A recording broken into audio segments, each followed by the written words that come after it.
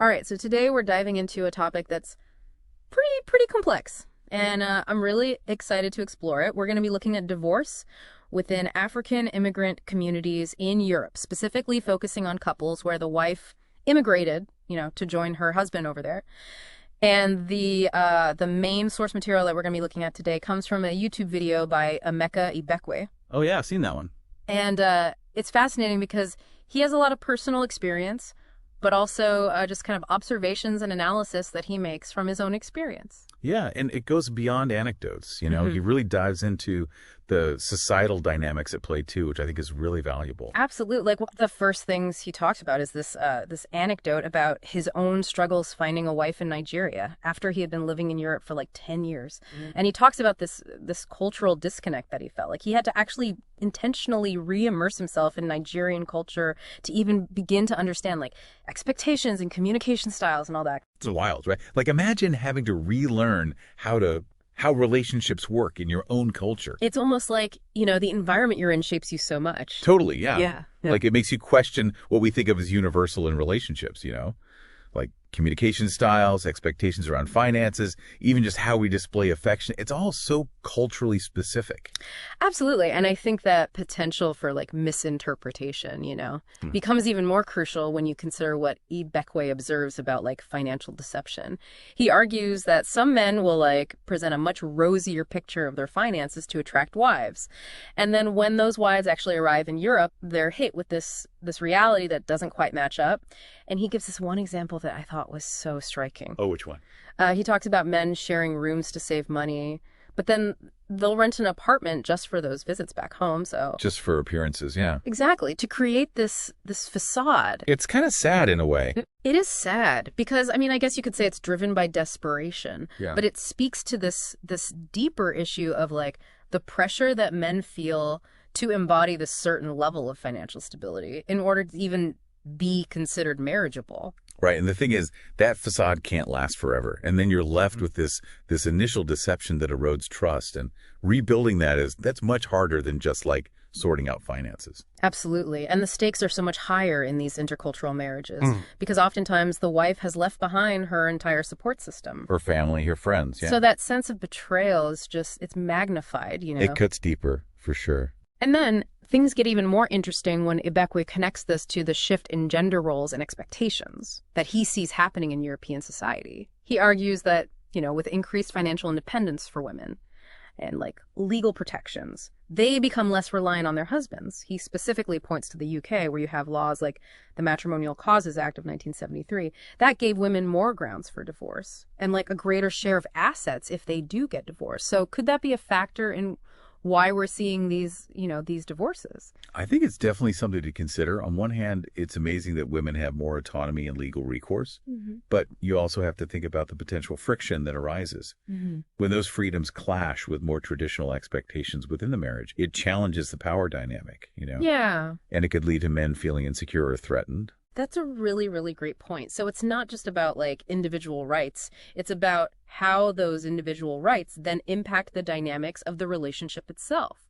Now, Ibekwe doesn't just focus on external factors, though. He really emphasizes the importance of internal dynamics, particularly respect. He even goes so far as to say that respect is more crucial than love, especially in intercultural marriages. It makes sense, though. When you think about it, respect becomes the bedrock, especially in a context where misunderstandings are more likely due to cultural differences. Yeah, it's like valuing your partner's perspective, even when you don't fully understand it. Exactly, and even when it challenges your own assumptions. And maybe that's why Ibekwe sees this pattern of women staying in marriages for financial security, but then leaving once they achieve independence. Right, because they've reached a point where respect is more important than just economic need. It's like it reframes the entire conversation. It's not just about money. It's about feeling seen and valued. As an equal. Exactly. But I'm also curious about this, this emphasis on respect. Could it sometimes mask deeper issues? Like, could this expectation of patience from women, which on the surface seems admirable, could it sometimes allow for behaviors that shouldn't be tolerated? That's a really good question. And it's something that Ibekwe doesn't explicitly address. It does make you think, though, about how cultural expectations, even with good intentions, can sometimes perpetuate imbalances. Right. And I think it highlights the need for open communication alongside respect. Being able to express your needs and your boundaries. Without fear of judgment, yeah. And that's where I think Ibekwe's advice gets really interesting, because he actually offers very specific recommendations for both men and women on how to kind of navigate these complexities and build stronger relationships. It's almost like he's offering a roadmap, not just like diagnosing the problem. Totally. Welcome back to our deep dive. Yeah. You know, we've been unpacking all these factors that can contribute to divorce within African immigrant communities in Europe, particularly couples where the wife moved to be with her husband. Right, and it's a lot. But I think one thing that really struck me was how Ibekwe kind of zooms out a little bit.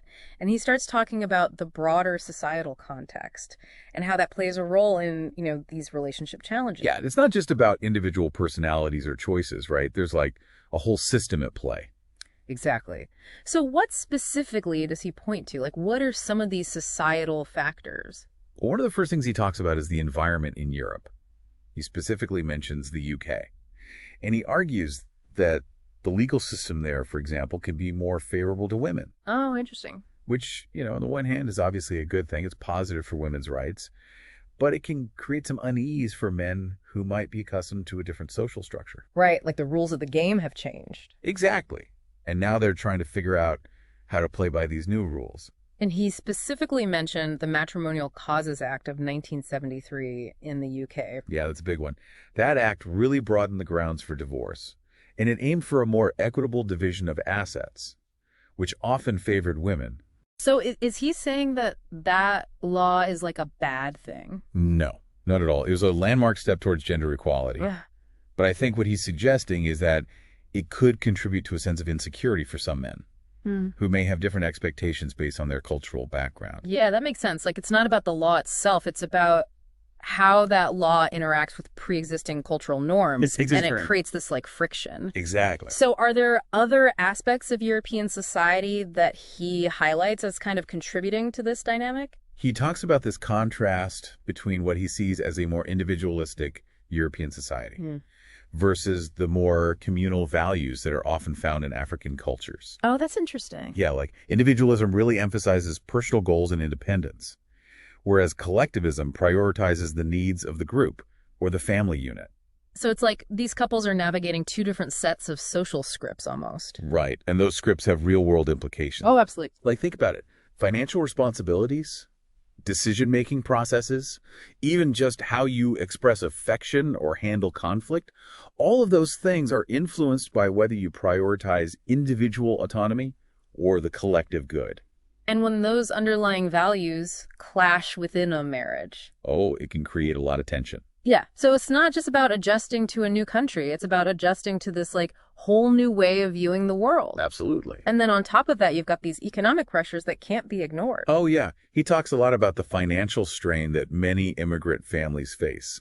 Often both partners are working long hours to make ends meet, which leaves very little time or energy for nurturing the relationship. It's like they're in survival mode constantly. Yeah, just trying to keep their heads above water. And I imagine those financial pressures can really exacerbate the cultural differences that we've been talking about. Oh, absolutely. Like, for example, if the wife starts earning more than the husband, it could challenge traditional gender roles and create a sense of imbalance. Right, because in many cultures, there's this expectation that the man should be the primary breadwinner. And when that expectation is flipped, it can definitely create tension. So it's not just about who earns more, it's about how that money is managed and spent. Exactly. Different cultures have different norms around finances. Some might prioritize saving for a house back home, while others might focus on investing in their new life in Europe. And if those financial goals aren't aligned?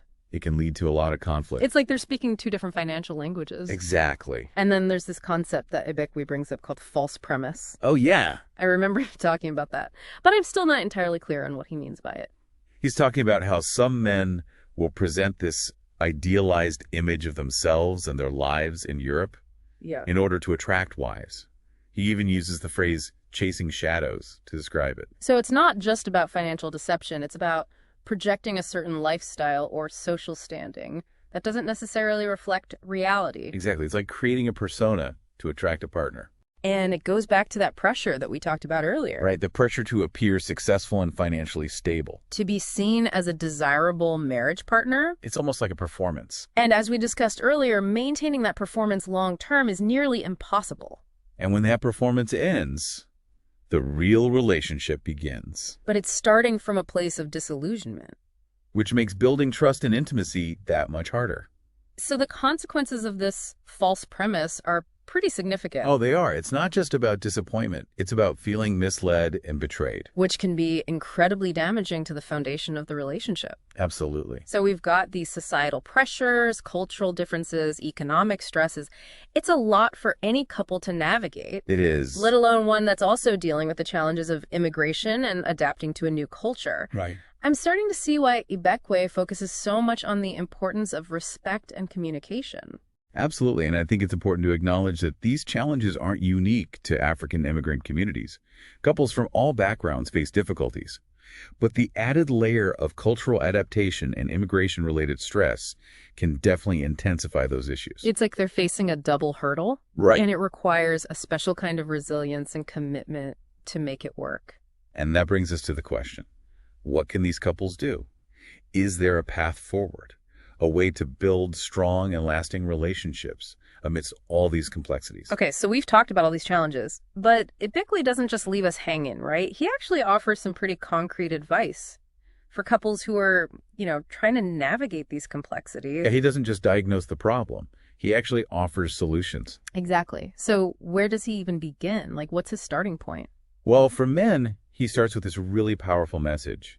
Be honest, especially about your financial situation. It makes me think about those men we were talking about earlier, the ones who rent apartments just to create this facade of wealth. Ibekwe was basically saying, skip that. Be upfront about where you are financially, even if it feels vulnerable. Yeah, he seems to believe that honesty, even when it's tough, is ultimately the best foundation for a lasting relationship. Because the alternative is building that relationship on a foundation of secrets and deception. Right. And that's just setting yourself up for problems down the road. Exactly. So honesty is key.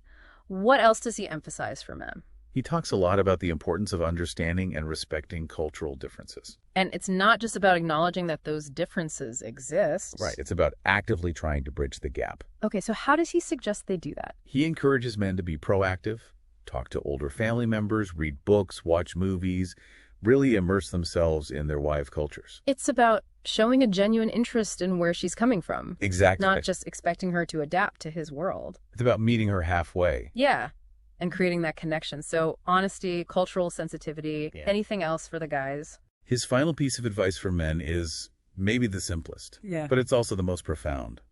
Prioritize respect above all else. Even above love. He seems to think so.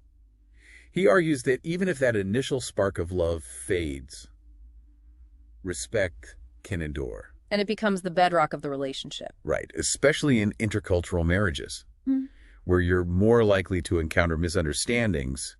Respect creates that safe space where both partners feel heard and valued. Even when they disagree. Exactly. Now, Ibekwe doesn't just offer advice for men, though. Right. He also acknowledges the challenges that women face. And the immense courage it takes to leave their families and build a new life. In a foreign country. So what does he suggest for women? He encourages them to approach that journey with a blend of patience and open communication. Because it's a journey, right? It is. There are going to be bumps along the road, cultural clashes, misinterpretations, adjustments that need to be made. It's like learning a new language. Exactly. There are going to be times when you feel lost and confused. And that's where patience comes in. Yeah. But patience can only go so far, right? At what point does it become detrimental? That's where communication comes in. He stresses the importance of expressing your needs and expectations clearly and honestly, without fear of judgment. It's about creating that space where both partners feel safe to be vulnerable, to share their fears and concerns, and to work together to find solutions. It reminds me of what we talked about earlier, about respect sometimes being used to silence women. Right. Ibekwe seems to be advocating for a more balanced approach. Respect your partner, yes, but also respect yourself and your own needs within the relationship. Absolutely. And on a more practical level, he also advises women to be aware of the potential for financial deception. Yeah, to protect themselves financially. Which I imagine can be a tough conversation to have. It can be. But it's an important one. It is. It's not about mistrusting your partner. It's about having a safety net. A sense of agency. especially when you're in a new and unfamiliar environment. So I think at the heart of Ibekwe's message is this idea that building a strong and lasting intercultural marriage requires both individual strength and collective effort. It's about being clear about your own needs and boundaries, but also being willing to compromise and adapt to your partner's cultural perspective. Exactly. It's understanding that love might not conquer all. It takes more than just love. It takes honesty, respect, communication, and a willingness to embrace the complexities Of building a life together across cultures. It's a journey. And Ibekwe offers some really valuable insights for how to navigate that journey successfully. He does. So as we wrap up this deep dive, I'm left wondering how much our own cultural backgrounds and expectations shape our relationships, even if we haven't experienced immigration or intercultural marriage directly. It's a good question to reflect on. What can we learn from Ibekwe's insights and apply to our own lives? I think his emphasis on honesty, respect, and open communication is relevant for all of us. Regardless of our background. Well, thanks for joining us on this deep dive into the complexities and possibilities of love and marriage across cultures. We'll see you next time for another fascinating exploration.